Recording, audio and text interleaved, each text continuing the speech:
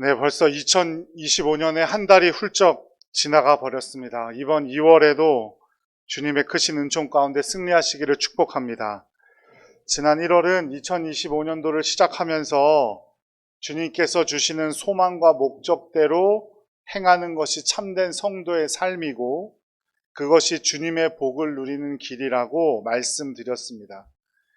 이번 2월은 여호수아의 말씀을 보면서 그 소망과 목적대로 행할 수 있는 믿음에 대해서 함께 나누어 보고자 합니다.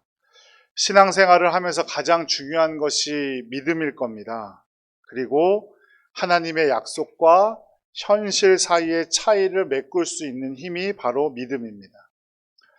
우리는 성경을 통해서 그리고 목사님들의 설교를 통해서 수도 없이 많은 기적들과 신앙의 선조들의 믿음의 모습들을 볼 수 있습니다.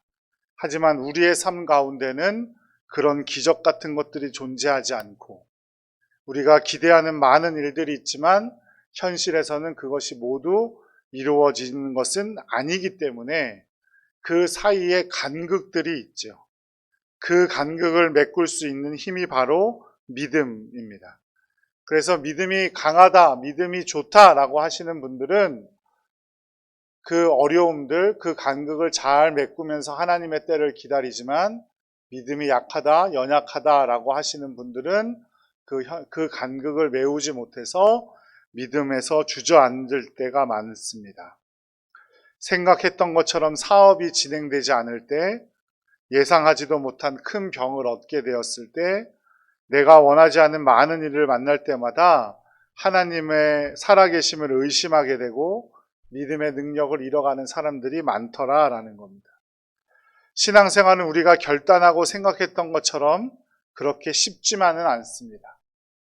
우리의 믿음이 현실의 어려움 앞에서 얼마나 작아질지도 상상할 수 없을 때도 많습니다. 어떤 경우에는 신앙의 근본적인 뿌리가 흔들릴 만큼 심각한 상황에 처하기도 합니다. 여호수아 6장에 보면 하나님께서 약속하신 복을 성취하기 위해 다양한 삶의 여건 속에서도 어떤 자세를 가지고 살아가야 하는지를 우리에게 잘 보여주는 말씀입니다. 이스라엘 백성이 하나님께서 약속하신 땅을 차지하기 위해 요단강을 건넜고 12개의 돌멩이를 가지고 후손들에게 신앙의 유산을 물려주기 위해서 기념비를 만들었더라라는 이야기를 지난주에 우리가 함께 보았는데요. 그 이전의 일이 무엇입니까? 요단강 앞에서 여호수아가 정탐꾼 둘을 여리고성에 보내게 되죠. 여리고성이 어떤 성인지를 보아라, 보고 오너라. 그런데 그 성이 얼마나 큰 성이고 난공불락의 요새인지 정탐꾼 둘이 기생 라합의 도움으로 겨우 살아나올 수 있을 정도였어요. 그 성은 강하고 힘이 큰 곳이었습니다. 그럼에도 불구하고 여호수아와 이스라엘 민족들은 하나님의 명령대로 언약궤를 앞세우고 요단강을 건넜고 요단강을 건너서 여리고성을 바로 쳐들어간 것이 아니라 기념비를 세우고 또 그곳이 길갈이라는 곳이었는데 그 길갈에서는 40년 광야 생활 동안 행하지 않던 이스라엘 남자 8살 이상 된 남자 사람들이 전부 할례를 받는 일을 벌립니다. 그리고 나서 드디어 여리고성 앞에 서게 되지요. 이게 무엇을 의미합니까? 이 사람들은 여리고성을 자신의 힘으로는 도저히 무너뜨릴 수 없을 것이라는 사실을 알았던 것이고 그래서 하나님의 명령, 하나님을 기억하는 일에 최선을 다했다 이런 말입니다. 사진을 하나 보도록 하겠습니다. 먼저 이 사진은 여리고성을 복원해 놓은 사진입니다. 여리고성을 볼 수 있듯이 빨간색으로 칠해진 곳이 성벽인데 성벽이 한 겹이에요? 두 겹이에요? 두 겹이죠. 외벽과 내벽으로 이루어져 있습니다. 외벽 꼭대기 높이가 외벽의 꼭대기가 내벽의 가장 아랫단과 맞닥뜨립니다. 그러니까 그만큼 경사가 져 있다는 거겠죠. 그 안은. 그리고 외벽 제일 위로는 마차 2대가 엇갈려 지나갈 수 있는 높이였다라고 말합니다. 그리고 그 외벽 아래로는 사람들이 살았는데 마치 우리 지금의 아파트와 같은 모양이었겠죠. 그죠? 그곳에 바로 기생라합이 살고 있었던 겁니다. 외벽과 내벽 사이에는 사람들이 살고 또 그곳에서 가축을 키우고 농사를 짓기도 했습니다.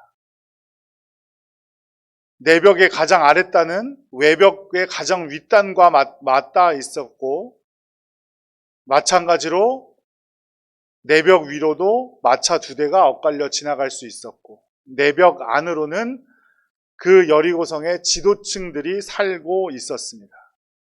이런 성을 이제 막 40년의 광야 생활을 마친 사람들이 무슨 수로 이기겠습니까? 그것도 가나안 땅에 들어와서 몇 번 이겨본 후에 여리고성의 전쟁을 준비한 것도 아니고 가나안 땅에 들어와 맞이한 첫 번째 성이 바로 여리고성이었습니다. 이런 현실 앞에서 이스라엘 백성들은 하나님이 명령하신 대로 기념비를 쌓았고 할례를 베풀었습니다. 이 모습을 보신 하나님께서 여호수아에게 이렇게 말씀합니다. 6장 2절 말씀 함께 읽어보죠. 여호와께서 여호수아에게 이르시되 보라 내가 여리고와 그 왕과 용사들을 내 손에 넘겨 주었으니 이미 여리고성을 내 손에 넘겨 주었다라고 말씀하시죠. 그리고 구체적인 방법을 말씀해 주십니다. 하루에 한 번씩 여리고성을 돌고 마지막 7째 날에는 그 성을 7번 돌고 난 후에 제사장이 양각 나팔을 불면 백성들이 나팔 소리가 들릴 때 큰 소리로 고함을 치면 여리고성이 무너질 것이다 이렇게 말씀하신 거예요. 그렇게 해서 어떻게 됐습니까? 말씀하신 대로 이스라엘 백성들은 순종했고 하나님께서 말씀하신 대로 여리고성은 무너지게 되었습니다. 오늘 이 말씀을 통해서 우리가 얻고자 하는 교훈은, 얻고자 하는 주님의 뜻은 여리고성과 같이 불가능해 보이는 우리 앞을 가로막고 있는 높은 성벽들, 내가 생각하지도 못한 그 수없이 많은 문제들 앞에 닥쳤을 때 우리는 어떤 믿음을 가지고 있어야 그것들을 이길 수 있는가? 어떤 믿음이 성벽을 무너뜨리고 그 앞으로 나아갈 수 있는 믿음인가 하는 것입니다. 첫 번째는 우리는 하나님께서 함께 하심을 믿어야만 합니다. 이스라엘 백성들은 광야에서 40년 동안 늘 하나님과 함께였습니다. 구름 기둥으로 불 기둥으로 만나와 메추라기로 때때로 바위에서 물을 내기도 하시고 40년 동안 그들의 옷이 헤어지지도 않게 하셨고 신발도 상하지 않게 하셨습니다. 하지만 그 이후에도 보면 이들의 역사가 아무리 찬란하고 경제적으로 번성할지라도 하나님을 떠났을 때, 하나님의 살아계심을 믿지 못했을 때 이들은 버림받게 되었다는 사실을 우리는 알 수 있습니다. 성경에 보면 가장 악한 왕과 악한 왕비는 누구일까요? 사람마다 평가가 다 다르겠지만 아합 왕과 그 왕비 누구? 이세벨. 우상숭배가 가장 극심했던 시기. 하지만 이때가 그냥 역사적으로 봤을 땐 북왕국 이스라엘이 가장 잘 살던 기간 중에 한 기간입니다. 그러니까 성경에 너희들이 우상숭배는 했지만 경제적으로 잘 살았으니까 잘했다 칭찬하셨습니까? 그렇지 않아요. 경제적인 번영은 기록되어져 있지도 않습니다. 이스라엘에게 더 중요한 것은 경제적인 번영보단 하나님의 인자하심을 믿는 것이기 때문입니다. 그래서 하나님께서 광야 생활을 시작하는 이스라엘 백성들에게 하나님의 임재를 경험하고 하나님의 임재를 그것을 보고 느끼라고 만들라고 말씀하신 것이 있는데 그것이 바로 무엇입니까? 언약궤, 법궤라고 하는 것이죠. 이스라엘 백성들이 광야에서 살 동안 행진을 할 땐 제일 앞에 무엇을 내세웁니까? 언약궤를 맨 제사장들이 가장 앞장섭니다. 그리고 행군을 멈추고 쉴 때는요, 동서남북 네 방향의 중심에 언약궤를 두고 동서남북 네 방향에 한 방향당 3개의 지파씩 그 언약궤를 지키도록 했습니다. 이것이 무슨 말씀입니까? 하나님께서 우리의 승리를 도우신다는 것이고, 쉴 때는 우리의 중심에서 우리에게 안식을 주신다는 것입니다. 주님께서는 우리에게 그렇게 승리와 안식을 주시는 분인 줄로 믿으시기 바랍니다. 그러니 사랑하는 여러분, 하나님께서 우리와 언제나 함께 하신다는 믿음을 꼭 갖기를 바랍니다.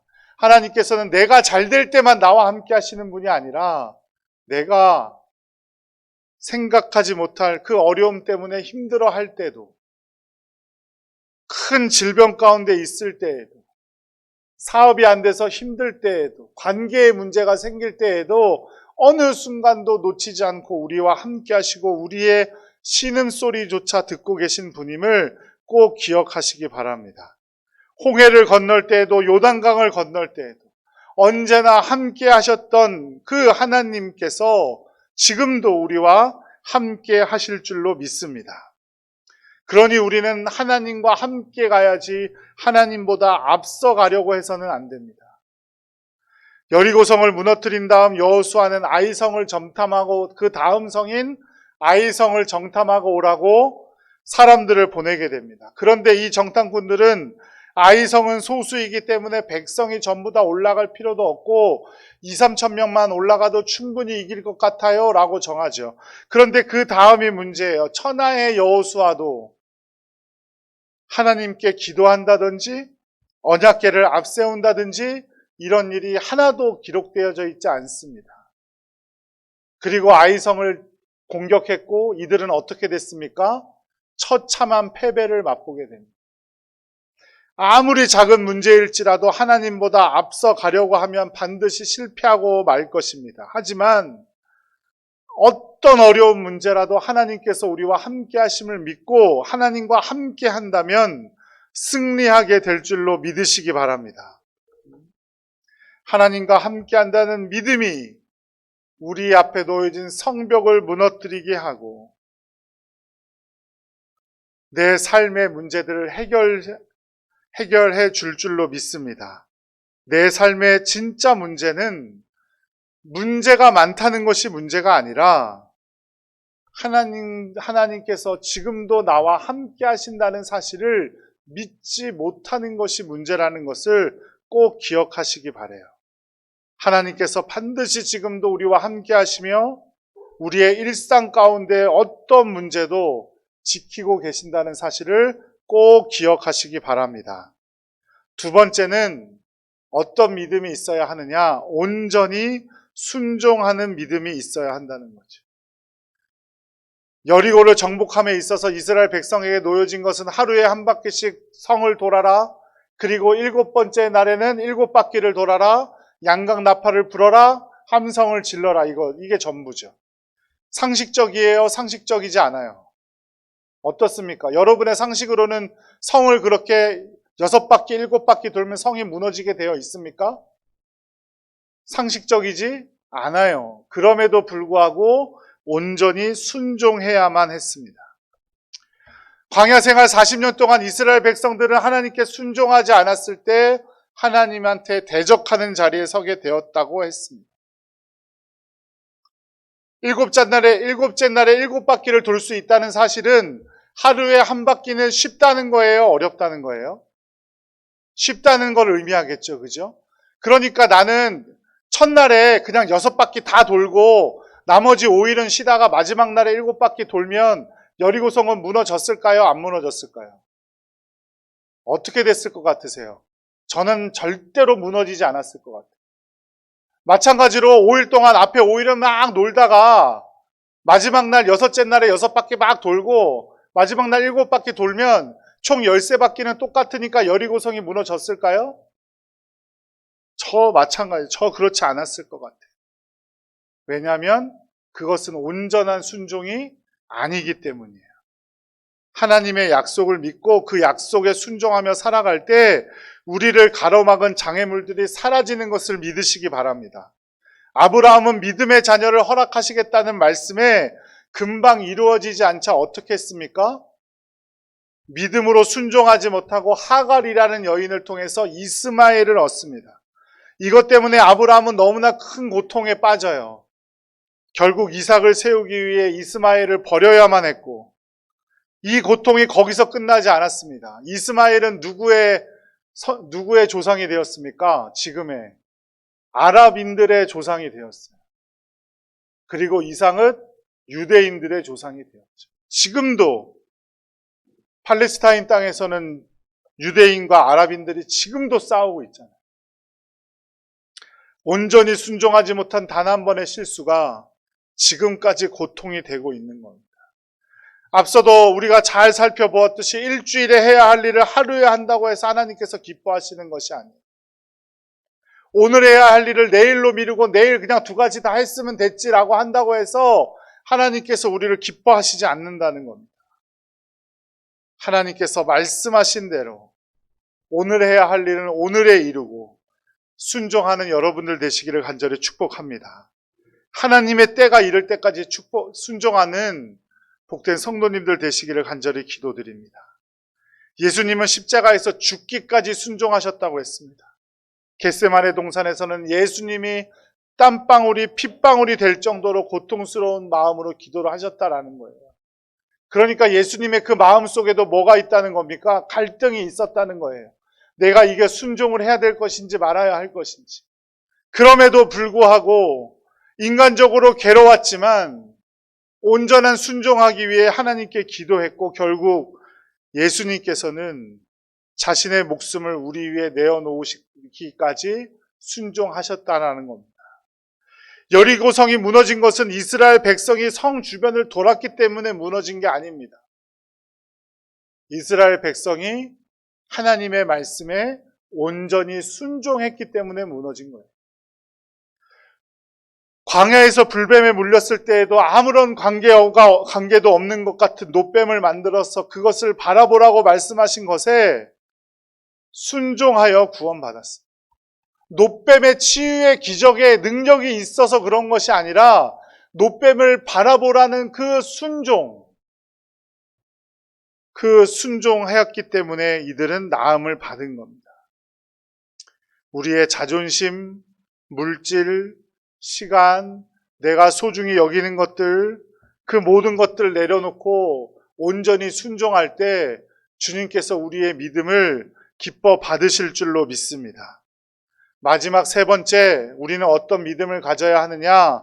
하나님께서 반드시 갚아주심을 믿어야 합니다. 여리고성이 무너질 때는 모두 전멸했어요. 근데 딱 한 사람의 가정만 살아남게 되었습니다. 그것이 누구였습니까? 기생 출신 라합의 가정만 살아났어요. 왜요? 하나님께서 갚아주실 것이라고 약속하셨거든요. 정탐꾼과 약속했거든요. 여리고성 안에 똑똑하고 부자인 사람들이 얼마나 많았겠습니까? 그죠? 여리고성에 똑똑한 사람들, 부자인 사람들이 많아서 한 사람만 딱 선택해서 하나님께서 살리실 수 있을 때 이스라엘에게 도움이 될 만한 사람 살리실 수 있잖아요. 돈이 많아서 그들에게 밥을 사 먹여준다든지, 똑똑해서 그들이 앞으로 이루어나갈 전쟁에서 승리할 수 있는 능력을 준다든지 할 수 있는 사람이 얼마나 많았음에도 불구하고 하나님께서는 하나님의 말씀에 순종했던 기생 라합 그 가정만 살리셨어요. 히브리서 기자는 히브리서 11장에서 많은 믿음의 위인들을 기록하고 있죠. 그들의 믿음이 어떤 믿음인지를 기록하고 있는데 거기에 기생 라합을 소개하고 있어요. 히브리서 11장 31절 함께 읽어보겠습니다. 믿음으로 기생 라합은 정탐꾼을 평안히 영접하였으므로 순종하지 아니한 자와 함께 멸망하지 아니하였도다. 사회와 공동체의 모든 삶의 자리에서 버림받은 기생이라 할지라도 하나님이 행하시는 일을 믿고 그 믿음 안에서 행동했을 때 하나님이 반드시 기억하고 갚아주실 줄로 믿으시기 바랍니다. 그러니 여러분의 소망, 또 하나님께서 여러분에게 가지고 계신 그 사명들, 내가 그거 지금 이룬다고 해서 내 삶이 뭐 180도로 변화돼서 갑자기 뭐 확 부자가 되고 뭐 확 유명한 사람이 되고 하는 것은 아니겠지만 그럼에도 끝까지 이루어야 하는 이유, 반드시 하나님께서 그것을 갚아주시기 때문이라는 사실을 꼭 기억하시기 바랍니다. 하나님은 그 목적과 사명을 묵묵히 이루어내는 하나님의 백성, 그러니까 저와 여러분 그냥 내버려 두시지 않습니다. 반드시 하나님께서 약속하신 대로 갚아주실 줄로 믿습니다. 뉴욕 하이드파크라는 곳에 가면 루즈벨트 대통령, 2차 세계대전 때 미국의 대통령이었죠. 루즈벨트 대통령을 기념하는 도서관과 박물관이 있대요. 그 자리는 원래 어떤 자리였냐면 긴박하고 어려운 시절에 영국 수상 처칠과 루즈벨트 대통령이 함께 모여서 그 회담을 했던, 2차 세계대전을 승리로 이끌기 위해서 회담을 했던 장소였는데, 그 공간에 들어가면 루즈벨트 대통령과 의자와 함께 127개의 의자가 놓여져 있대요. 그 127개가 무엇을 상징하는 것이냐면 그 루즈벨트 대통령을 도와서 2차 세계대전을 승리로 이끈 그 루즈벨트의 참모들을 기억하면서 127개의 의자들을 갖다 놨다는 거예요. 저와 여러분의 믿음은 그렇게 기억될 만한 믿음인지 오늘 꼭 한번 점검해 보시기 바랍니다. 내가 하나님을 언제나 나와 살아계셔서 함께 하신다고 믿고 있는지, 내가 진정으로 하나님께 온전한 순종을 할 준비가 되었는지, 그리고 하나님께서 나에게 좋은 것으로 갚아주실 것이라는 사실을 진정으로 믿는지, 그 믿음을 좀 점검해 보았으면 좋겠어요. 그런 믿음이 있을 때 우리는 성벽도 무너뜨리게 될 줄로 믿습니다. 성벽과 같은, 여리고 성벽과 같은 우리에게 어떤 어려움들, 커다란 장애가 있더라도 주님께서 반드시 승리하게 하실 줄로 믿으시기 바랍니다. 그래서 올 한 해 마냥 좋은 일들만 있는 것은 아니겠죠. 하지만 그 믿음으로 주님께서 주시는 복을 누리고 또한 높은 성벽도 무너뜨리며 살아가는 믿음의 일꾼, 능력의 일꾼들 되시기를 간절히 축복합니다.